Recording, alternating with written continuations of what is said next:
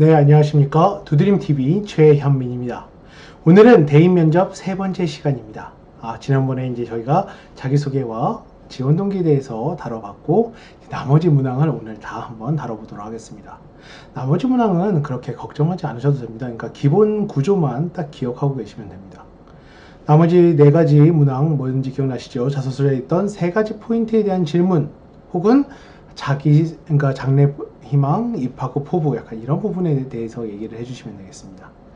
자기소개서에 대한 세 가지 포인트는 여러분도 기억하시겠지만, 첫 번째 학업에 대한 부분, 두 번째 의미 있는 일이 아닙니다. 그러니까 이번 문항에 있는 의미 있는 일을 의미한 그런 게 중요한 게 아니에요. 의미 있는 일이라는 건 전공 적합성이 당신한테 의미가 있으라는 얘기입니다. 그렇기 때문에 두 번째 포인트는 전공 적합성, 세 번째는 협력, 배려, 나눔, 갈등 관리라는 건 다른 얘기로 치면 당신의 인성을 증명하고자 하는 포인트겠죠. 그렇기 때문에 질문은 여러 가지 형태로 나올 수 있을 겁니다. 뭐냐면 학업에 관련해서 본인이 느꼈던 부분이라든가 성취에 대해서 말해보세요. 혹은 의미 있었던 일을 말해보세요. 아니면 본인이 어려웠던 일이라든가 극복했던 사례에 대해서 말씀해보세요. 어떤 것이든 간에 이러한 세 가지 포인트를 묻는 질문이라고 생각하시면 돼요. 그럼 각각에 대해서 어떻게 응답을 해야 되느냐? 여러분이 보통 이런 질문에 대해서 어떻게 답을 하시겠습니까?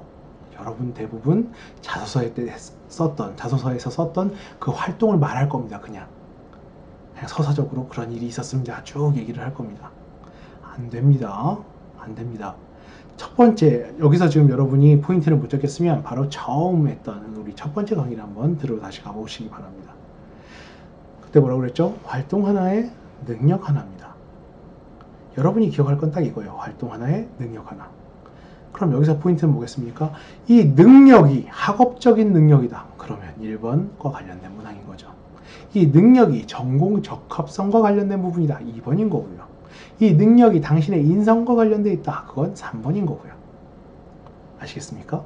그러니까 결국 뭐냐면 자기소개 3개라고 생각을 하시면 되는 겁니다. 자기소개 3개. 그 문장 구조만 3개를 잡아가시면 되는 건데, 이 3개의 포인트, 각각의 그 능력이란 포인트가 학업과 관련된 건 본인의 학업 성취나 학업에 대한 부분 기억나는 걸 말해보세요 하면 거기서 그냥 말해버리면 되는 것이고, 의미 있던 일이라면 전공 적합성과 관련된 그 포인트를 갖고 말하면 되는 것이고, 인성적인 측면이라면 인성, 3번과 관련된 그러한 키워드를 기반으로 문단을 구성해서 만드시면 되는 겁니다. 중요한 건 그 문단에 대한 구성이에요. 내용에 대한 부분이 중요한 게 아닙니다. 무슨 활동을 했어요가 중요한 게 아닙니다. 활동과 능력, 이 능력이 포인트가 학업이냐, 전공 적합성이냐, 인성이냐에 따라서 각각의 질문에 대해서 답을 해주시면 됩니다. 근데 이게 미리 준비되어 있지 않잖아요. 여러분이 이걸 한두 개만 준비를 하시면 어떻게 되냐면, 대부분 학생들이 아까 말씀드렸듯이 저는 이랬습니다, 꼭 이 얘기를 하게 되더라고요. 아까 말한 거 말고 다른 얘기 하라는 얘기입니다. 질문할 땐. 질문에서 되게 유사한 질문, 왜냐면 아까 유사할 수밖에 없어요. 질문이 하나의 질문에서 파생이 됐으니까 왜 너를 뽑아야 되느냐, 이 질문에서 파생이 됐기 때문에 모든 질문의 방향성은 비슷할 수밖에 없습니다. 당신이 비슷하게 말하면 안 되는 거죠. 각각의 포인트를 다르게 말을 해주셔야 될 필요가 있는 겁니다. 질문에 따라서. 계속 이제 아까 했던 말 또 하고 또 하고 또 하고, 비슷한 말 또 하고 또 하고, 비슷한 능력 또 하고 또 하고, 그럼 여러분의 한계성을 드러내는 것밖에 되지 않잖아요. 그렇기 때문에 늘 얘기하지만 적어도 6개의 멘트 문단은 여러분이 갖고 계셔야 되는 겁니다. 이게 없으면 준비성이 떨어지는 것이고 결국 바닥이 보이게 되는 거죠. 이 부분을 꼭 기억해 주시기 바랍니다. 자, 그럼 마지막 질문. 입학 후 포부, 장래 계획, 뭐 약간 이런 거 하겠죠. 보통 학생들 이제 면접 실습을 보다 보면 이 부분이 개인적으로는 제일 좀 재미있는 부분이에요. 재미있는 부분입니다. 그 이유가 뭐냐면, 장래 후 포부나 입학 후 계획을 말하라고 했는데 학생들이 다들 버킷리스트를 말해요, 보통. 그러니까 난 나중에 뭘 할 거다. 그러니까 거기에 어디서 뭐 열심히 하겠다는 건 들어가겠지만 대부분 어디 꼭 위에 올라가 있어요. 무슨 상을 받는다던가 교수가 된다던가, 지금 입장에서는 상상도 못할 어떤 위치에 대해서 말을 하고 있더라고요. 아니, 지금 내가 평가자가 당신을 뽑을지 말지도 모르는 상황에서 어떻게 당신이 나중에 뭘 할지에 대한 그 가능성을 믿겠습니까? 다르게 생각을 해주세요. 뭐냐면 여러분 입학 후 포부 장래 계획이라는 건요 먼 미래에 대한 얘기가 아니라 이 학교에 들어와서 졸업하기 전까지 당신이 하고 싶은데 할 수 있는 일입니다. 그냥 하고 싶은 일이 아니에요. 할 수 있는 일까지 포함을 해 주셔야 되는 겁니다.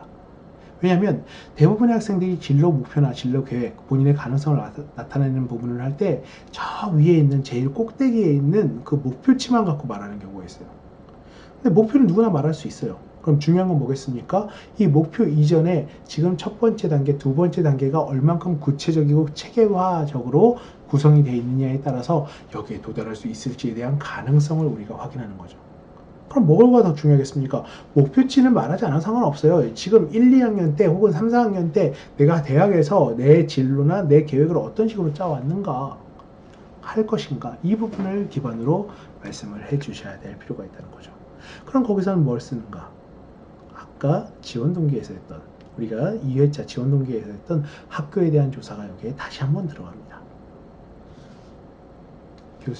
교수의 연구 방향 혹은 커리큘럼, 저는 그 외적인 활동들.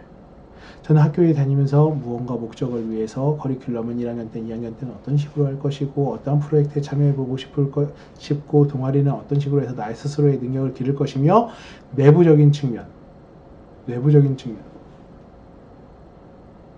외부적인 측면에서 어떤 식으로 준비를 해 나갈 건지에 대해서 정리하는 시간.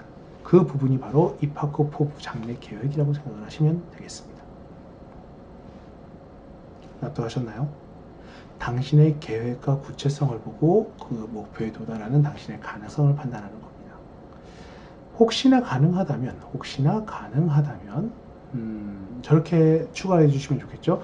지금 이 계획을 하기 이전에 고등학교 때 이런 식으로 기초 준비를 해왔다까지도 같이 언급을 해주시면 훨씬 더 좋은 체계성 있는 그 단계, 계획이 드러나게 되는 거니까요.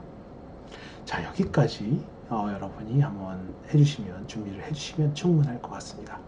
이 외에 추가 질문 같은 경우에는요, 대부분 이제 여러 꼬리에 꼬리를 무는 질문이 많아요. 그러니까 뭐냐면 활동에 대해서 물었을 때 그 활동에 대한 구체성이라든가 이런 부분에 대해서 묻는 게 많기 때문에 이 기본 구조 6개에 대한 멘트를 작성하시고 그 부분을 연습하시게 되면 충분한 준비가 됩니다. 자, 그럼 지금까지 저희가 3차에 걸쳐서 이 각각의 면접 대비 질문에 대해서 한번 알아보는 시간을 가졌는데요.